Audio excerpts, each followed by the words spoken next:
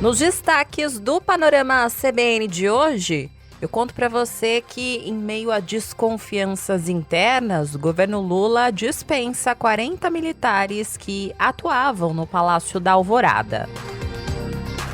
No Judiciário, a presidente do STF, a ministra Rosa Weber, suspendeu o indulto de Natal concedido pelo ex-presidente Jair Bolsonaro, que anistiava os policiais militares que foram condenados pelo massacre do Carandiru.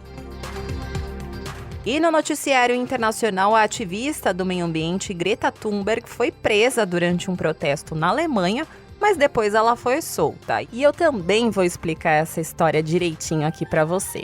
Panorama CBN.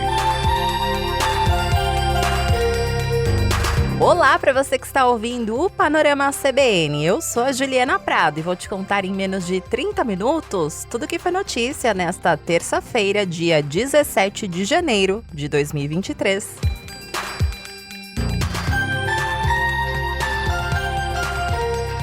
E eu começo esse episódio contando para você mais um desdobramento dos atos golpistas que aconteceram no dia 8 de janeiro em Brasília. A novidade de hoje é que o Diário Oficial da União trouxe hoje a dispensa de 56 militares ligados à presidência da República.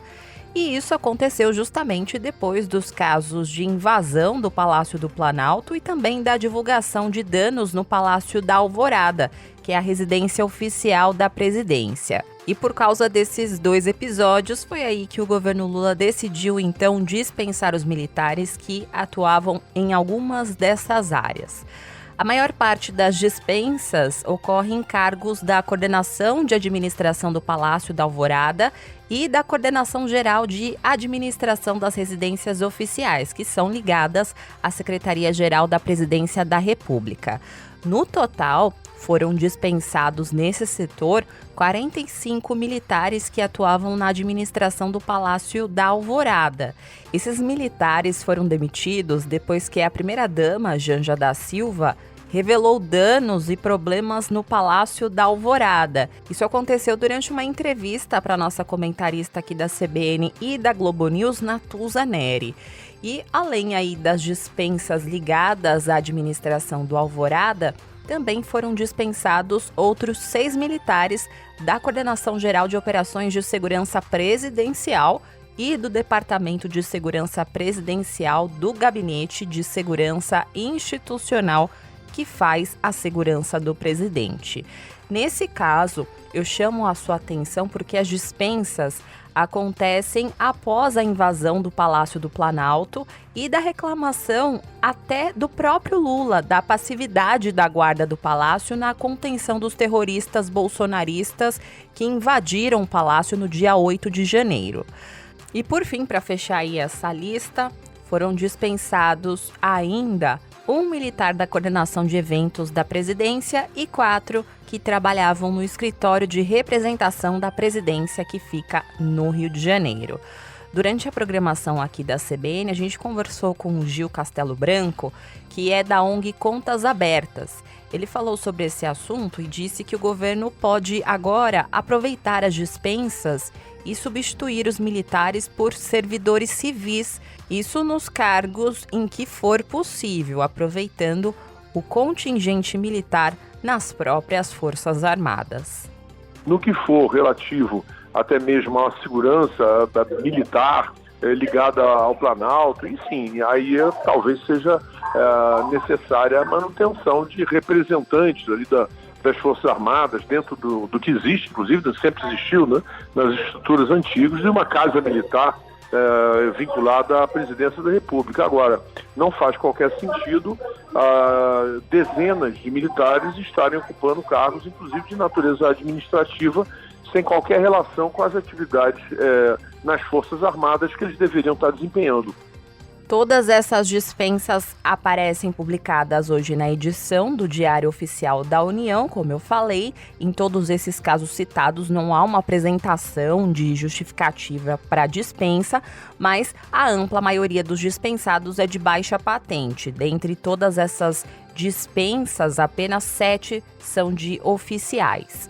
Mas chama a atenção a exoneração do tenente-coronel Marcelo Ustra da Silva Soares, que é primo do coronel Carlos Alberto Brilhante Ustra, que foi chefe do DOI-CODE, órgão de repressão da ditadura militar e que o ex-presidente Jair Bolsonaro venerava. Marcelo Ustra trabalhava na Coordenação Geral de Operações de Segurança Presidencial do Departamento de Segurança Presidencial, que é o órgão do Gabinete de Segurança Institucional. E aí você deve estar se perguntando por que a Ju está falando esses nomes complicados para eu escutar. Então, calma que tem uma justificativa. Hoje, o ministro da Casa Civil, Rui Costa, que é tipo um gerente do governo Lula, teve um almoço com o ministro da Defesa, José Múcio, e também com comandantes das Forças Armadas. E esse almoço aí aconteceu em meio à desconfiança com militares após os atos terroristas do dia 8. Mas Rui Costa, ele quis passar a impressão de que o governo está alinhado com os militares. Ele até minimizou as divergências dentro do governo e disse que as instituições não podem continuar contaminadas com o conceito do governo que terminou no dia 31 de dezembro. E ele foi perguntado pelos jornalistas sobre o assunto, do almoço. E ele disse que eles trataram de modernização das Forças Armadas. Segundo ele, os comandantes devem se encontrar com Lula até o final da semana para apresentar propostas. Mas o clima ainda não é dos melhores. Mesmo assim, Rui Costa saiu em defesa de instituições de Estado fortes que pensem como projeto de Estado a longo prazo, sem misturar com comportamentos adequados de parte destes setores. Nós não podemos misturar isso com eventuais comportamentos inadequados de 1, de 2, de 10, seja a quantidade que for, de pessoas de instituições diferentes, seja do Judiciário, do Ministério Público ou das Forças Armadas, que tiveram, ao longo desse último período, comportamentos que não deveriam ter ocorrido. Sobre as dispensas dos militares que eu contei para você agora há pouco, Rui Costa disse que as trocas são naturais e que não há nenhum mistério nisso, principalmente porque não há nenhuma sintonia com o governo anterior. Mas esse clima aí de desconfiança permanece. Na segurança direta de Lula estão agentes da Polícia Federal e não do Gabinete de Segurança Institucional como de costume.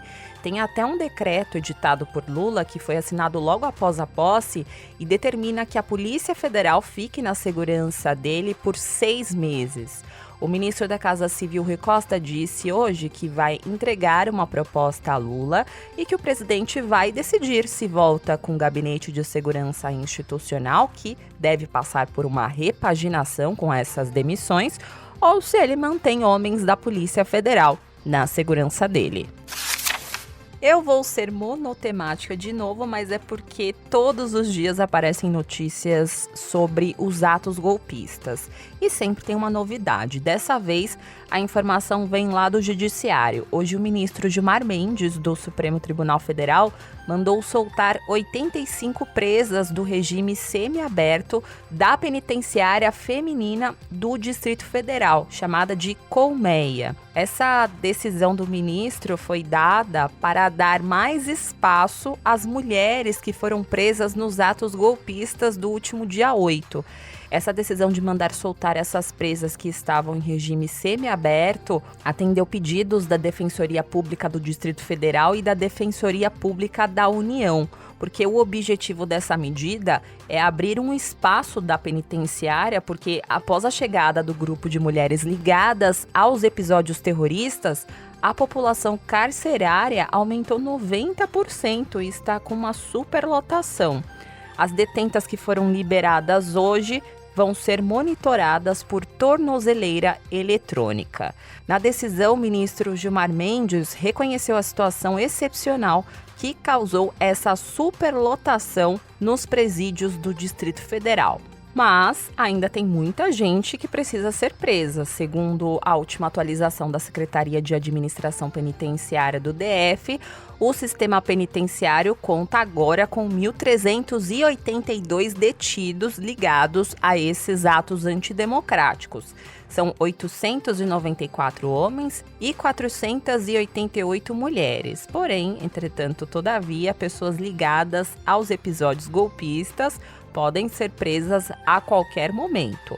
De acordo com o Ministério da Justiça e Segurança Pública, 86 mil denúncias já foram recebidas pelo e-mail denúncia@mj.gov.br, que foi o canal disponibilizado pelo governo para receber informações sobre os golpistas que participaram desses atos. E ao receber uma informação, os servidores do Ministério da Justiça fazem uma triagem e o material é encaminhado à Polícia Federal.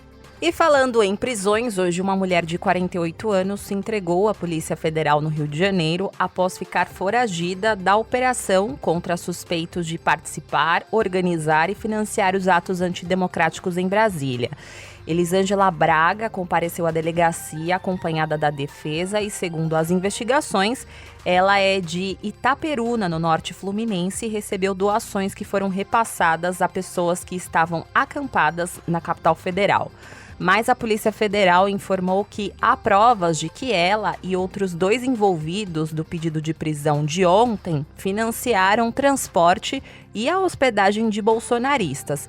Inclusive, a Polícia Federal continua atrás de um terceiro alvo da operação de ontem, a Operação Ulisses da PF, que investiga a organização e o financiamento dos atos terroristas em Brasília. Carlos Victor Carvalho é considerado foragido e ele se apresenta nas redes sociais como fundador do grupo Direita Campos. Ele diz que é cristão e anticomunista. Além disso, ele é administrador de perfis de apoio ao ex-presidente Jair Bolsonaro.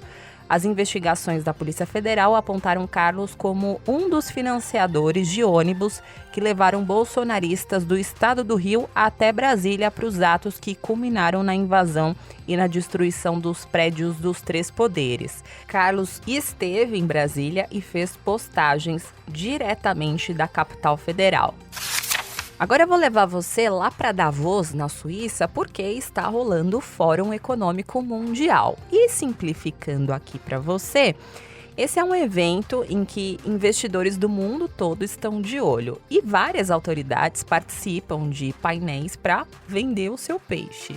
Ou seja, as autoridades meio que explicam aos investidores por que eles devem colocar o dinheiro em um determinado país. E você deve estar se perguntando por que eu estou dando esta explicação. Porque você precisa entender o contexto que se encaixa o Brasil nessa história. Porque os atos terroristas em Brasília repercutiu bem mal no mundo e diante dessa imagem, o investidor, neste momento, se pergunta: será que eu devo colocar meu dinheiro no Brasil? E aí que entram em ação o ministro da Fazenda, Fernando Haddad, e Marina Silva, que é a ministra do Meio Ambiente. Eles foram escalados pelo presidente Lula para mandar alguns recados para os investidores e também para as autoridades mundiais. E hoje, em um evento sobre o Brasil, no Fórum Mundial de Davos, os ministros da Fazenda e do Meio Ambiente fizeram questão de mandar recados de que, mesmo após os atos terroristas do dia 8, as instituições estão funcionando e que há uma estabilidade política no Brasil. Fernando Haddad até confidenciou para os jornalistas que investidores estão realmente muito chocados com tudo que aconteceu aqui no Brasil, mas ele disse que o governo conta com uma base de sustentação robusta o suficiente para enfrentar esses desafios. O ministro reconheceu a fragilidade da chamada Frente Ampla e disse que não é confortável ter uma oposição extremista. Eu vejo essa questão com preocupação em virtude de que não é confortável você ter uma oposição extremista. Não é confortável. Tudo que nós precisamos é ter partidos comprometidos com a democracia se alternando no poder. E infelizmente não é disso que se trata no Brasil. Marina Silva adotou esse mesmo tom do discurso de Fernando Haddad e disse que as instituições saíram fortalecidas após os atos. Mas ela disse que é um fenômeno mundial e que o governo não vai poupar esforços para estabilizar a democracia, não só no Brasil, mas na América Latina. Temos um fenômeno internacional, mas vamos evitar todos os esforços internos para estabilizar a nossa democracia. E não só a democracia brasileira. É fundamental que olhemos para o que acontece na América Latina. A estabilidade democrática passa pela nossa capacidade de darmos respostas para os graves problemas sociais, ambientais e de investimentos para novas perspectivas para o Brasil. Na área econômica, o ministro da Fazenda reforçou que quer zerar o déficit nas contas públicas em 2 anos, ou seja, colocar as contas no azul e manter aquele equilíbrio. Mas para fazer isso, Haddad disse que vai ser muito mais fácil com a aprovação da reforma tributária. Ele voltou a dizer que vai votar a reforma no primeiro semestre do ano, mas pelo menos a parte relacionada ao consumo para estimular esta parte da economia. E ele disse que no segundo semestre vota uma reforma sobre renda para desonerar os mais pobres. E ele aproveitou o momento para dar aqueles recadinhos ao mercado que segue inseguro com a política fiscal de Lula.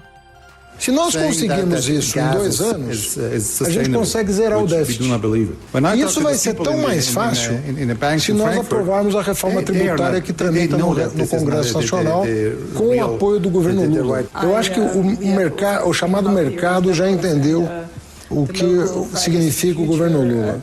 Estabilidade, previsibilidade, né? Um plano de desenvolvimento de médio e longo prazo, um compromisso social.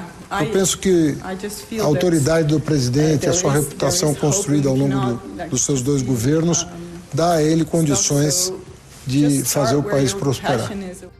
Já na agenda ambiental, Marina Silva voltou a defender a meta de desmatamento zero até 2030, mas ela cobrou a responsabilidade dos outros países, principalmente os desenvolvidos.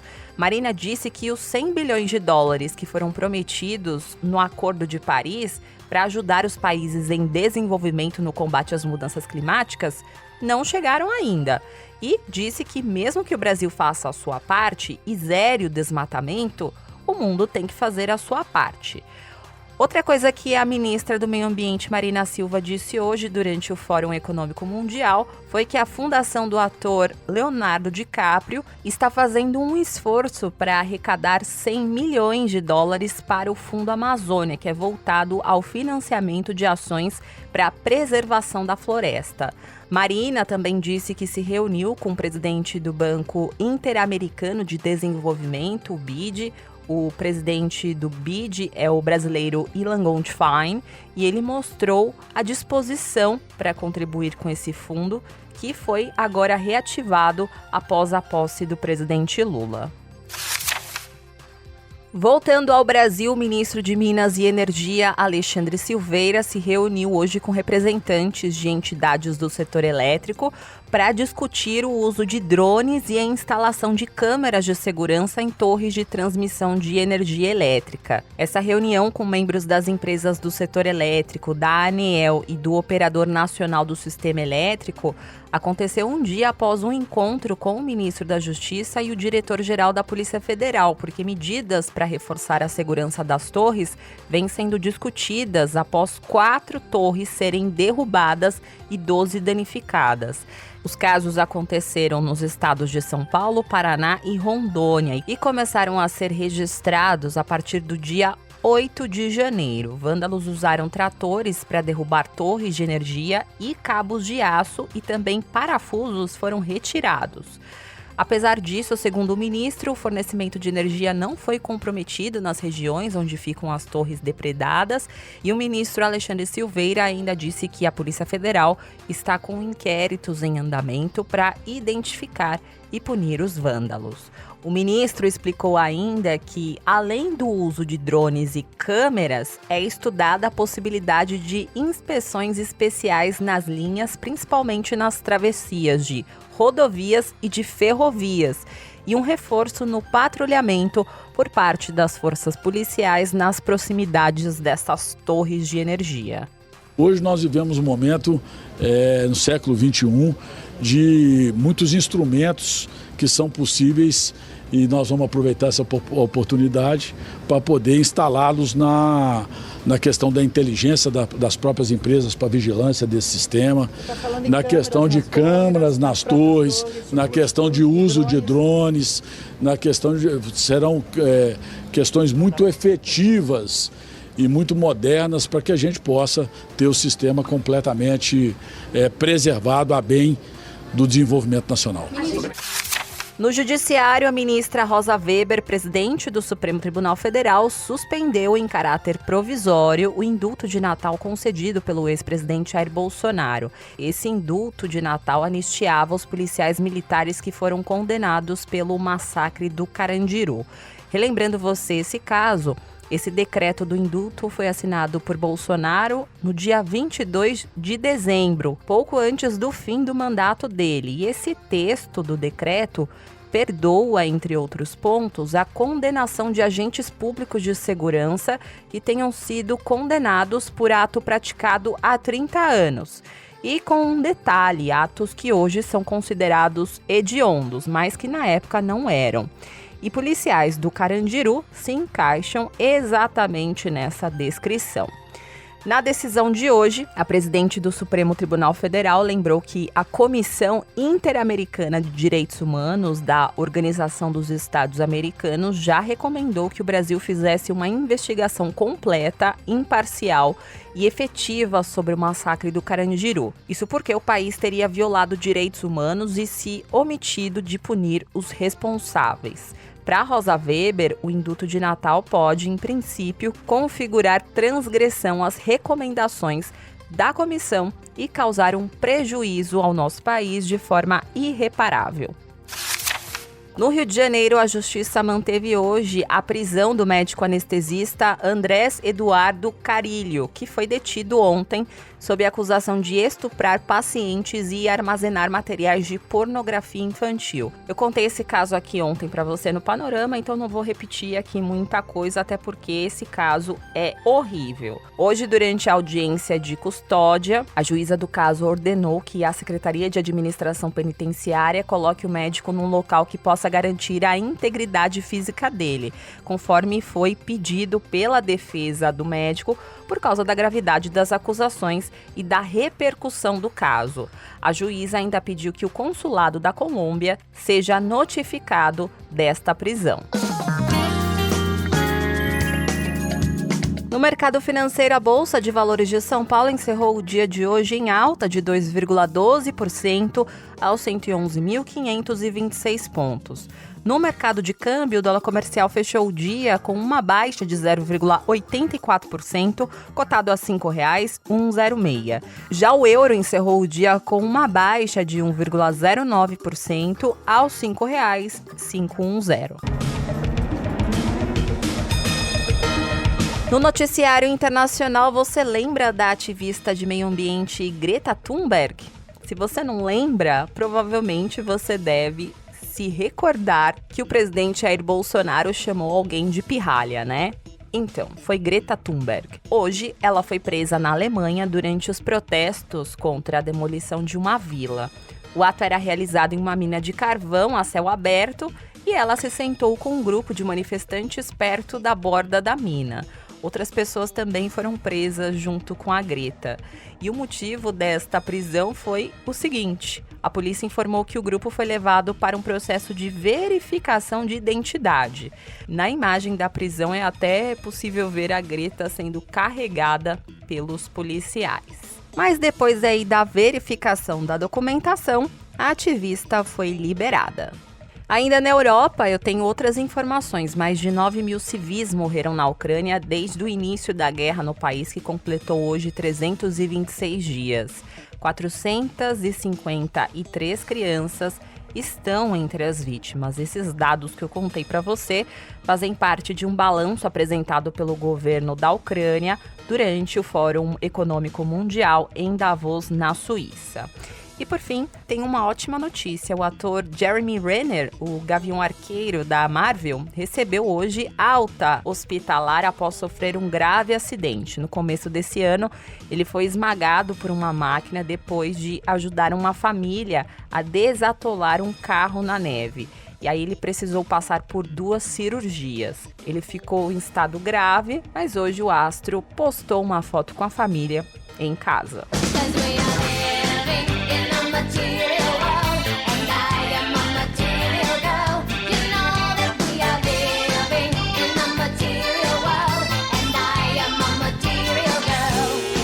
E aí, bora encerrar essa edição hoje com a Material Girl? Bora, porque você está ouvindo a Dona Madonna, porque a rainha do pop anunciou hoje as primeiras datas da turnê mundial que ela vai fazer em comemoração aos 40 anos de carreira. A The Celebration Tour vai começar no dia 15 de julho em Vancouver, no Canadá, e a primeira parte da turnê vai acontecer na América do Norte de julho a outubro. A partir do dia 14 de outubro, a Madonna leva o show dela para 11 cidades na Europa até o dia 1º de dezembro. Mas eu tenho uma notícia ruim, ainda não tem nenhuma data para a América do Sul. Mas seguimos aqui super atentos e qualquer novidade eu aviso, combinado?